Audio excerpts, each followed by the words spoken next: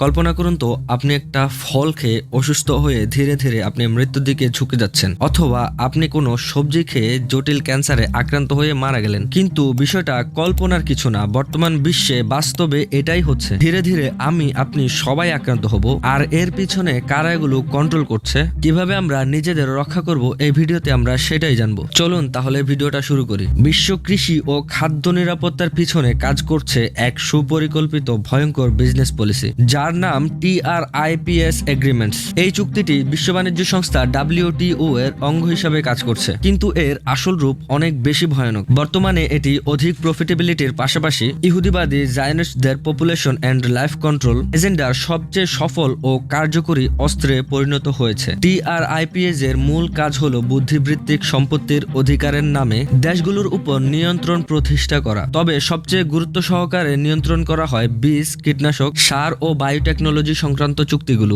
একবার কোনো দেশে এই চুক্তিতে আবদ্ধ হলে তাদেরকে জিনগতভাবে পরিবর্তিত বীজ মানে জেনেটিক্যালি মডিফাইড অর্গানিজম GMO চাষ করতে বাধ্য করা হয়। চলুন তাদের ফাঁদের মেকানিজম সম্পর্কে জানি। আপনাকে নির্দিষ্ট কোম্পানির GMO বীজ ব্যবহার করতে বাধ্য করা হবে এবং সেই বীজের সাথে ওই কোম্পানিরই কীটনাশক এবং সার কিনতে বাধ্য করা হবে। এরপর ফসল উৎপাদনের পর আপনি সেই ফসল থেকে নতুন বীজ তৈরি বা সংরক্ষণ করতে পারবেন না। এছাড়া প্রতি মৌসুমে নতুন বীজ কিনতে হবে এবং নিয়ম ভঙ্গ করলে জেল জরিমানার মুখোমুখি হতে হবে। শুরুতে তারা লোভনীয় ঋণের প্রস্তাব দেয় এবং কৃষকরা সহজ শর্তে ঋণ নেয়। পরে সেটাই হয়ে ওঠে তাদের দাসত্বের শিকল। এই ঋণ ব্যবস্থা শুধু ব্যক্তিকেই নয়, পুরো এলাকা এবং দেশের অর্থনীতিকে নিয়ন্ত্রণ করে। TRIPS এগ্রিমেন্টের মাধ্যমে জায়নিস্ট গোষ্ঠীগুলো পুরো কৃষি ব্যবস্থা, খাদ্য সরবরাহ, জীবনযাপন এবং অর্থনীতি নিয়ন্ত্রণ করছে। এবং এখানেই শেষ নয়, আপনার ফসল ভালো হলে এবং অতিরিক্ত থাকলেও আপনি সেটা সংরক্ষণ করতে পারবেন না। খাদ্য সংকট, মুদ্রাস্ফীতি বা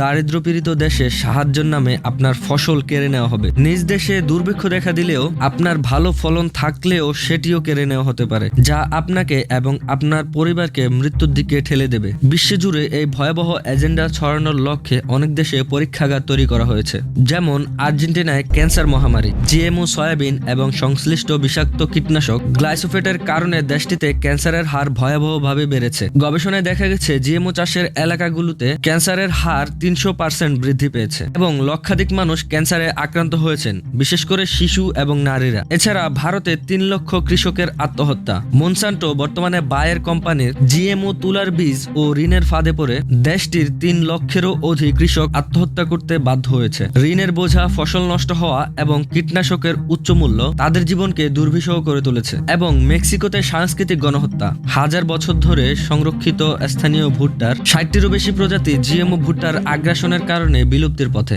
এটি শুধু ফসল নয়, একটি জাতির সাংস্কৃতিক ও ঐতিহাসিক ঐতিহ্যের বিলুপ্তি। এছাড়া আরো রয়েছে ফিলিপাইনে গোল্ডেন রাইসের বিভীষিকা, পাকিস্তানেও ভারতের মতো পুনরাবৃত্তি, ব্রাজিলে বন ধ্বংসের নতুন অধ্যায় এবং আফ্রিকার ঘানা ও নাইজেরিয়ায় GMO শস্য প্রবর্তনের চেষ্টা চলছে, যা স্থানীয় কৃষকদের বহুজাতিক কোম্পানির দাসে পরিণত করতে থ্রেটস করছে। এছাড়া শ্রীলঙ্কা 2021 সালের বিপর্যয়ের কথা তো আমরা সবাই জানি। রাসায়নিক সারের উপর হঠাৎ নিষেধাজ্ঞা, যা GMO নীতির সাথে সম্পর্কিত দেশটিকে চরম খাদ্য ও অর্থনৈতিক সংকটে ফেলেছিল। পরে দেশটি দেউলিয়া হয়ে যায় এবং বিশৃঙ্খলা ছড়িয়ে পড়ে। এবং সবচেয়ে ভয়ঙ্কর ষড়যন্ত্র হচ্ছে, আপনার সুস্থতা তাদের জন্য সমস্যা আর আপনার অসুস্থতা তাদের জন্য ব্যবসা। তারা শুধু ক্যান্সার সৃষ্টি করেই ক্ষান্ত হয়নি, তারা সেই ক্যান্সার থেকে মানুষকে সুস্থ করার জন্য হাসপাতাল ও ওষুধ কোম্পানি তৈরি করেছে।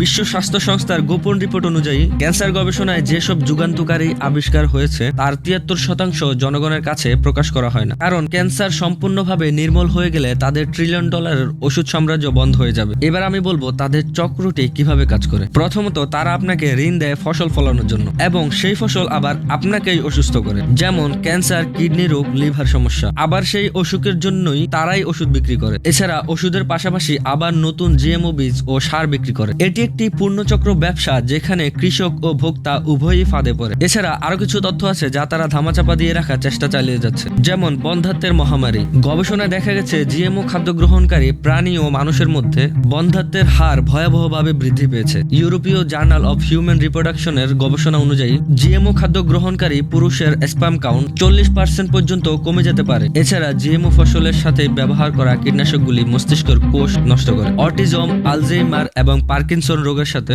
GMO খাদ্যের সরাসরি সম্পর্ক পাওয়া গেছে। এবং GMO ফসল মাটির প্রাকৃতিক উর্বরতা নষ্ট করে। 5-7 বছর GMO জিএমও চাষ করার পর জমি সম্পূর্ণ নিষ্ক্রিয় হয়ে যায়, স্থায়ীভাবে ফসল উৎপাদনের ক্ষমতা হারায় এবং জিএমও ফসলের কীটনাশক ভূগর্ভস্থ পানিতে মিশে যায়। ভারতে 70% ভূগর্ভস্থ পানি গ্লাইসোফেট দূষিত হয়েছে, যা ক্যান্সার সৃষ্টি করেছে। এছাড়া জায়নিস্ট কর্পোরেশনগুলো বিশ্বের বড় বড় বীজ ব্যাংক দখল করেছে। টিআরআইপিএস এর আরো অনেক ভয়ঙ্কর দিক রয়েছে। কৃষকদের অধিকার হরণ, জীবন বৈচিত্র্য ধ্বংস, খাদ্য নিরাপত্তাহীনতা এবং চিকিৎসার উচ্চ মূল্য, ওষুধের প্যাটেন্ট নিয়ন্ত্রণের মাধ্যমে জীবন রক্ষাকারী ওষুধের দাম আকাশচুম্বী করে রাখা হয়। এইচআইভি ওষুধের দাম 5000% পর্যন্ত বাড়ানো হয়েছে। এবং জিএমওর আরো কিছু ভয়াবহ দিকগুলো সম্পর্কে আমি বলি। অ্যালার্জি, অ্যান্টিবায়োটিক রেজিস্ট্যান্স এবং ক্যান্সারের সম্ভাবনা।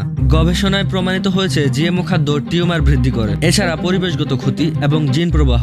জিএমও এর জিন স্থানীয় ফসলে মিশে গিয়ে মানবদেহের অপ্রত্যাশিত পরিবর্তন আনতে পারে, যা আনন্যাচারাল ও দীর্ঘমেয়াদে ক্ষতিকর। জিএমও ফসলের কারণে বিশ্বব্যাপী মৌমাছির সংখ্যা 60% কমে গেছে, যা পুরো ইকোসিস্টেমের জন্য হুমকি। এবং আমাদের এই বাংলাদেশ ইতিমধ্যে এই ফাঁদে পা দিয়েছে। বাংলাদেশ কয়েক দশক আগে টিআরআইপিএস এগ্রিমেন্টের সদস্য হয়েছে। দেশে জিএমও বেগুন, জিএমও আলু, জিএমও ধান চালু করার চেষ্টা চলছে। এই চুক্তি বিশ্বের প্রায় 80% ফসল নিয়ন্ত্রণ করে বিভিন্ন নামধারী ও বেনামি কোম্পানির মাধ্যমে। এর মধ্যে সবচেয়ে বিখ্যাত 5টি কোম্পানি যেমন সিনজেন্টা, যেটা চীনা মালিকানাধীন, কোর্টেভা যুক্তরাষ্ট্র, বিএএসএফ জার্মানি, লিমাগ্রেন ফ্রান্স, মনসান্টো বর্তমানে বায়ারের অংশ।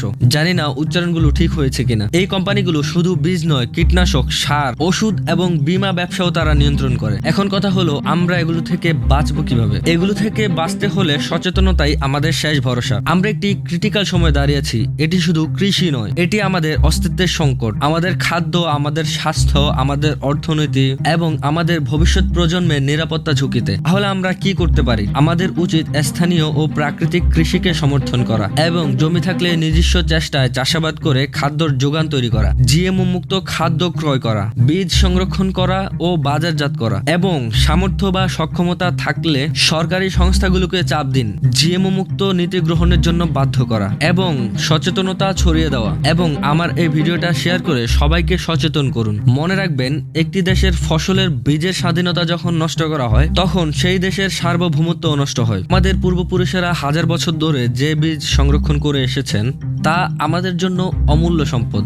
সেই সম্পদ আমরা বহুজাতিক কোম্পানির হাতে তুলে দিতে পারি না। আমাদের সচেতনতাই পারে এই ষড়যন্ত্র হতে ভবিষ্যৎ প্রজন্মকে মুক্ত করা। প্রশ্ন করুন, প্রতিবাদ করুন এবং ন্যাচারাল কৃষিতে ফিরে যান। অধিক ফলনের পেছনে থাকা সায়েন্সটাকে বোঝার চেষ্টা করুন। আর যদি দেশের সকল চাষিরা ব্যক্তি স্বার্থের জন্য অধিক ফলন মানেই অধিক মুনাফায় বিশ্বাস করে, তাদেরকে জিএমও এর ভয়াবহতা সম্পর্কে অবগত করুন। জিএমও এর বিরুদ্ধে আমাদের শক্ত অবস্থানের মধ্য দিয়ে নির্ভর করবে আমাদের সন্তানের ভবিষ্যৎ সুস্বাস্থ্য। আর আজকের ভিডিওটা এই পর্যন্তই। ভিডিওটা ভালো লাগলে আমাকে সাবস্ক্রাইব করুন।